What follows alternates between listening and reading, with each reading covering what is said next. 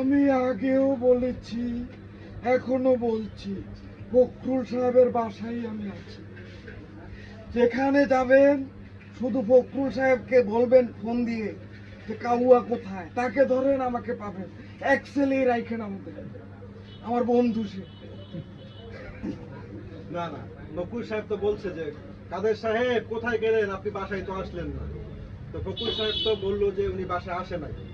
এখনো কাউয়া কাদেরকে পাওয়া যাচ্ছে না। আমরা সোশ্যাল মিডিয়া দেখতে পাচ্ছি বিভিন্ন পোস্ট আছে কাউয়া কর কাউয়া কর। সেটা হচ্ছে যে আকাশের কাউয়া বৃষ্টি বাদলে ইলেকট্রিক শর্ট খেয়ে নিচে পড়ে গেল, কাউয়া কাদের কথাই বলে না। আপনার এখন মনে হয় কাউয়া কাদের কি দেশ থেকে পালাতে পেরে সক্ষম হয়েছে তার আপার সাথে? দেশেই কোনো নায়িকাদের, কোনো কচি কুকিদের, কোনো রাতের পরীদের ঘোমটার নিচে লুকে আছে? বারবার তো সে মেয়েদের দেখে শিহরিত হয়ে যায়। এটা আপনি একটু বলবেন। এখন আমার সাথে সাথে কিন্তু আরেকজন গায়েব, হিট অফিসার, সে এখন কোথায়? আমার সাথে কোথায় আছে সেটা বলবো না, কোনোদিনও বলবো না, একটুও বলবো না। একটুও বলবো না, কোনোভাবেই বলবো না। অপেক্ষাটা কার জন্য?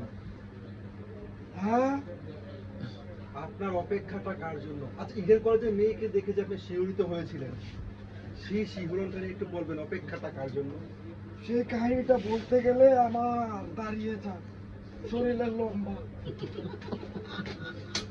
ঠিক আছে, আমি গেলাম ইডেন কলেজে, অনেকদিন আগের কথা। তাকে বললাম তুমি কাঁদো কেন? মেয়েটা কাপড়টা একটু নিচু করলো, দেখে তো আমি শিহরিত। এ কি দেখালো, কি দেখেছি সেটা বলবো না, কোনোদিনও বলবো না। গাইস, ওয়াজুর কাদের যেখানে থাকুক না কেন, আপনারা কাউয়া কাদের কাছে আমাদের ভিডিওটা পাঠিয়ে দিবেন। সে ফখরুল সাহেব বাসায় নেই।